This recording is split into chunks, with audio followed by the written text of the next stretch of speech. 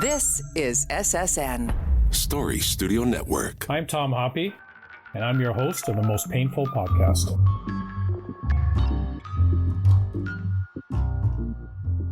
Welcome to the Most Painful Podcast. I'm your host, Tom Hoppe. Before we get into this episode, I would like to start by thanking our audience for their support and comments about the show. Just like Evelyn Palaf, who's a specialist at the Gustave Roussy in France, who commented she finds the podcast a true gem.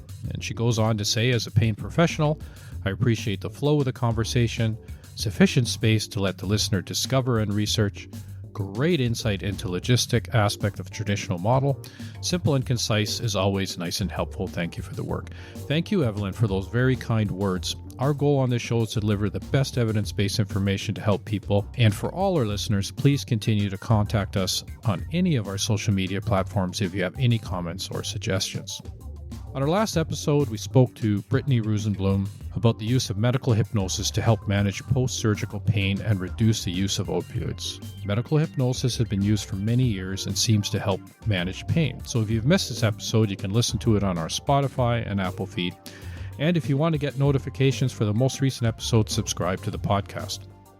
Suffering from chronic pain can be a lonely journey that can impact our mental health, and peer support has been proven to help people connect, exchange ideas, improve mental health, and establish a community.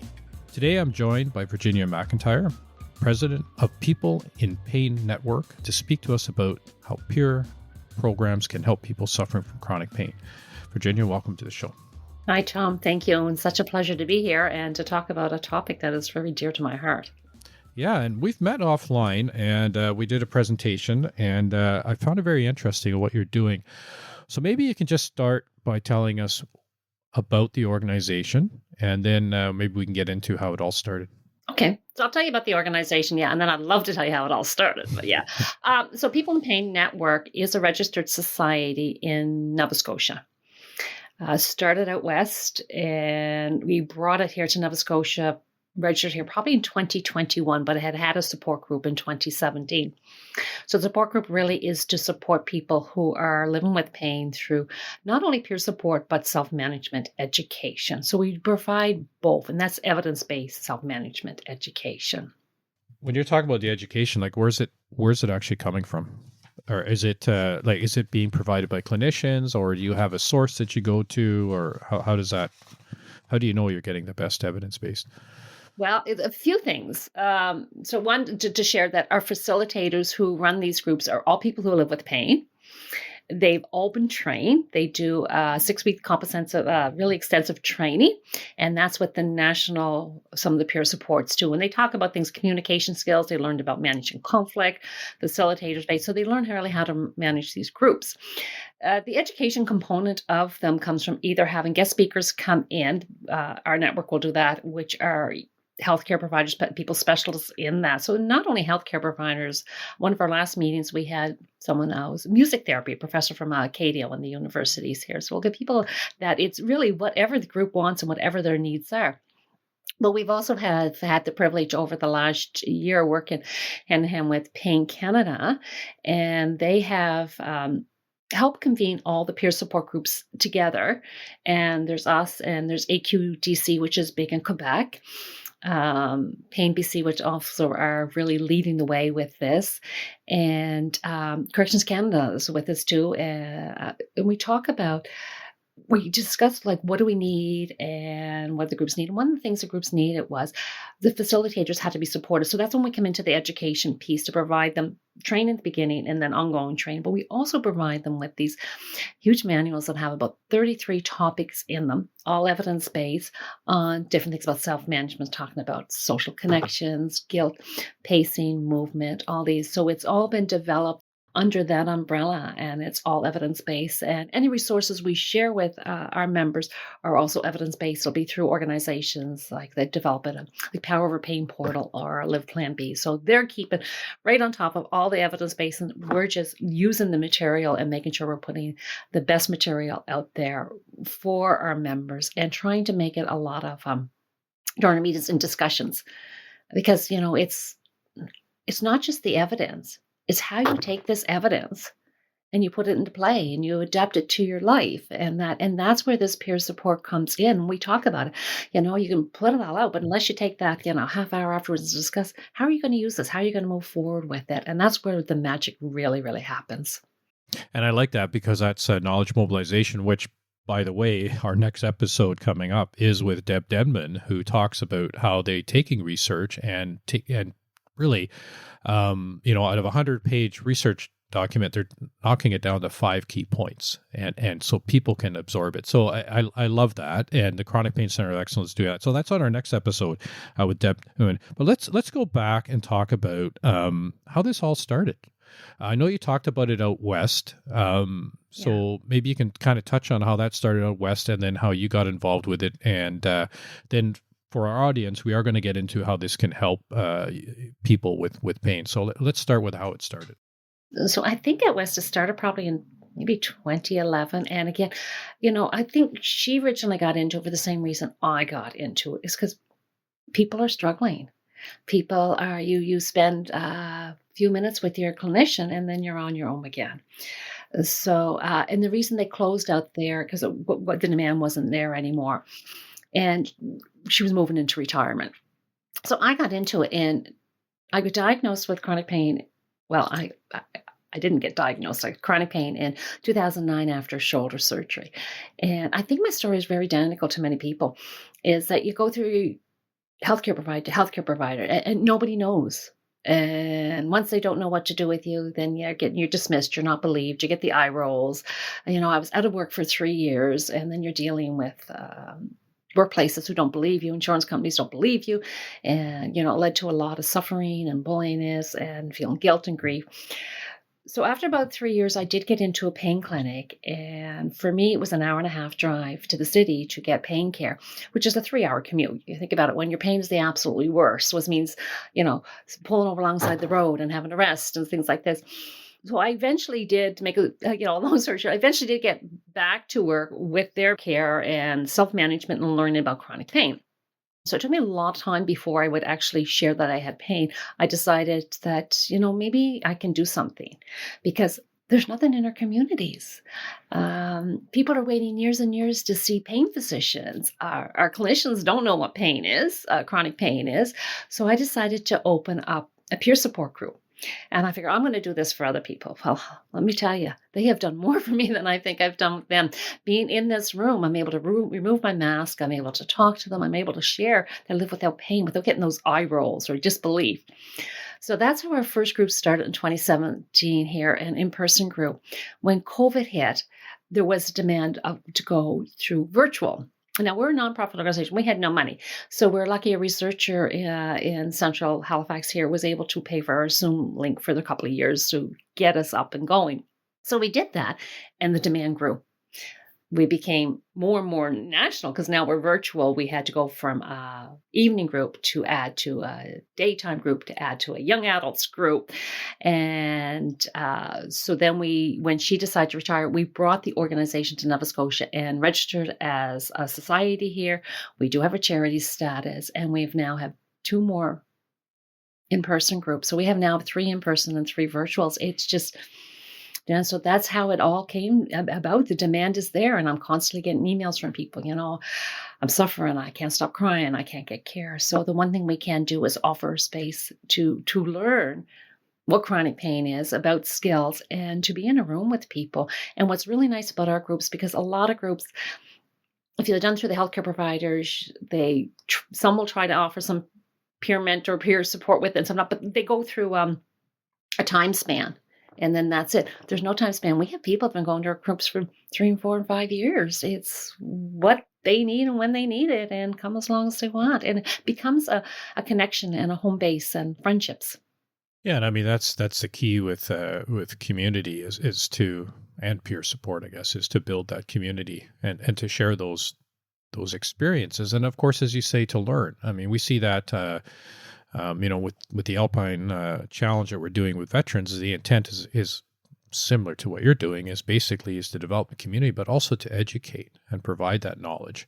and to get people moving again. I mean, veterans have that other additional challenge is that they have to move from one very strict dependent culture back into a civilian culture. So that kind of adds to their pain a little bit. But the idea is the same, right? Is sharing knowledge. And I think of my own journey in this too is, I'm a very active guy. I've been to physio and chiropractors and kinesiologists and all that good stuff, but very limited understanding on chronic pain a long time ago. That's obviously changed now. And that's one of the reasons we did the podcast too, is to try to educate people, because I don't know if you're noticing that with your groups, but we see it with our groups of the veterans is once they have knowledge, it's amazing what happens afterwards. We have people who, one girl who was on this challenge who hadn't been to the gym for 7 years and found that community, got that knowledge, and now she's back at it. She's doing triathlete. It's just amazing what people can do. So I'd love to hear some stories about the changes that you've been able to do with that peer support model that you're doing. I think you're right. It really is the knowledge, and it's the connections, and it's to know that you're not alone. You're not the only one. It's okay if you can only walk to the end of the driveway today, where your neighbors or your family might say, oh my goodness, we don't say that. It's like, that's progress, but tomorrow you might get a little bit longer. What's interesting about our group, in next month we're going to go out for lunch together, and we've done that as breakfast. So it is a connection, and they do get moving. We've had a beautiful young person join one of our groups, and sometimes people come. And my idea was for when they first started coming to group that they'd done self-management classes or something, because we've really partnership with one of our pain clinics who has now closed, but originally. That they would roll from the self-managed classes into us because they can't get those classes or get physicians. We're getting people come in that are really in the worst of their pain. So we've had one person come in and virtually and could barely leave the camera on, put the camera on, they have to turn it off. They're not doing really well. And over the year have evolved in the camera on. And not only that, to checking in on other people who are coming in or letting them know, there's another group too if you can't make this one. And to now being one of our facilitators. It's just the evolution. We're witnessing it. The people are just and feeling good about themselves. And that's what it is. And for me to go in this space to actually share, I may have taken on too much last month, or I may, without getting the eye roll where someone else would say, well, you only did this, with the true understanding about, well, yeah, okay, now what are your next steps? So we've seen a lot of evolution with people coming in, and even when their pain is the worst, just to be in a room with other people who understand and that weight come off their shoulders that they could share. Yeah, and especially if we look at, like you just mentioned, a closure of a medical or of a pain center in your area. BC's had a lot of that as well too. So people really have to educate and advocate for themselves to really manage their pain. But I'm curious because one of the challenges we have when we look at peer support or we're using more of a coaching model, but for military people, it's moving from a dependent culture into an independent culture. And so how are you managing, people becoming too dependent on the peer support versus trying to get some independency to move forward with their own pain management in their life? I'm not seeing that, Tom. And I understand about the military. My husband is retired military. So we've moved around and been in that culture quite a bit. We have a base here and do get some veterans who come to our group. But I don't think I see that because it's a meeting once a month. So they're still out there. They're still by themselves. It's like once a month you're coming to a little bit of education session and having a coffee with some friends. So you don't see that dependence. For most people, we are seeing some progress. Actually, I think everybody we're seeing progress. It's different at what paces they're seeing their progress. Mm-hmm. And even just coming and sharing, this is what's happened to me, and learning and seeing them smile. To me, that's the start of progress. Yeah, that's excellent. So have you, now your organization, I understand, has grown. It's still in the East Coast, or has it grown beyond the East Coast? Well, I will only have in-person groups in the East Coast because that makes it easier for me to manage handle, but definitely national because of the virtual groups. We've had places people from the States want to come in, and Africa, and we've had to say we can't go international. It's just too big. The one thing we do, if we have people come in from BC, let them know that Pain BC has groups there. And then they're welcome to join ours too, depending on the times, but let them know that there's wonderful groups there too. And especially with connecting with these other national organizations, we're all having some sort of consistency and competencies for our facilitators, which is really nice. So, yeah. And has your organization been working with any researchers to show the effect of peer support? Well, that's a great question, of course. I'm all about research, and I've looked up that, and we do know research has, especially around mental health, has shown and proven its effectiveness, and effectiveness not only for people living with pain, and the more it's effective for people living with pain, the more effective it is for the clinicians too. And we know, Health Canada's action plan for pain recognizes peer support as one of the core recommendations. But I did do last year is for the strategic patient-orientated research, which is through the CHIR, they did a call out for priorities for research, and I dropped in peer support for pain. And there were 63 applicants, and mine was chosen, one of them. So of the 20 chosen, peer support was. So I will co-lead this with a professor at a memorial, and we've got everything in motion now to do a systematic review of articles, what's out there. And then we'll not only identify what's out there and the effectiveness of peer support, but questions like, how do clinicians see it? What are the gaps? Why are clinicians not always referring their patients to peer support? And this will also identify gaps in peer support and the knowledge, and maybe things we may have to research more later on. Well, picking up on that, how are you with clinicians? How are you finding that interaction? And do they know you exist? Like you said, some are referring, some are not. So maybe you can talk about some of the positives and also some of the challenges with that. Well, it's interesting. There's challenges. I have spent the last 5 years talking to the public, redoing my posters, my rack cards, so people really get that their facilitators are trained, and we ask for that education piece. So the way, a lot of ways I'm getting to the clinicians is by speaking at conferences, going to where they're at and speaking. And that is really bridging some of the gap. And I think research is going to bridge some of the gap that they'll send people. I think clinicians are busy and often forget that, there's other resources in their communities and to send people. But it really is knocking on doors and speaking at conferences, and any opportunity I have about peer support, so they understand really what we're doing and what we're about. And I'm getting somewhere. I am getting somewhere, especially more. And I don't know if it's always with the family physicians, as with the social workers and physios who will reach out. I have a talk with some social workers coming up next month who are under a primary healthcare umbrella, just wanting to know more. I've had a talk with Atlantic Mentorship Network in New Brunswick, wanting to know more about what we're doing. So I will get people reach out. I will get some, I've had the occasional occupational therapist say, can we just sit in one of your groups? So I'm getting that. Acadia University's here. I've go in and talk to their counseling, their master's of counseling class coming out, and the physio down, talk to them. So get them before they even get out of school, and that's been helpful. And one of the counseling classes here in Acadia, they actually have their students now start coming into community-based organizations. So they've been coming into our organizations, and we'll only allow one at a time to just see what it's all about. So I think I'm breaking walls down, but it's progress, and there's definitely more work.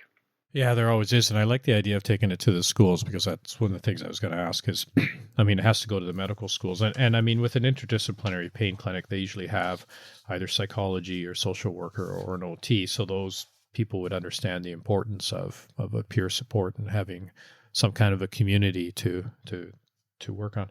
If you were to give some takeaways for the audience, what would they be? Takeaways. If there's a peer support group there, take time and check it out. It may not be for you, may not, and I know other ones are run differently, but look at the organizations that have that education component. Ask questions. Are the facilitators trained? Do they have the education component? And try out the hardest time, the first time walking through the door is actually the hardest time for people. But I do, suggest just check it out. And peer support doesn't mean a support group too. It can be a support group as a group, but it also can be one-on-one. It's connecting with someone else who has the same lived experience. And I think it's really worth checking it out. So maybe just kind of elaborate on why the first one is the hardest for most people. I think it's because, one, you're acknowledging that you're living with this. You're going to share it with a bunch of strangers, and you're wondering, what is peer support all about?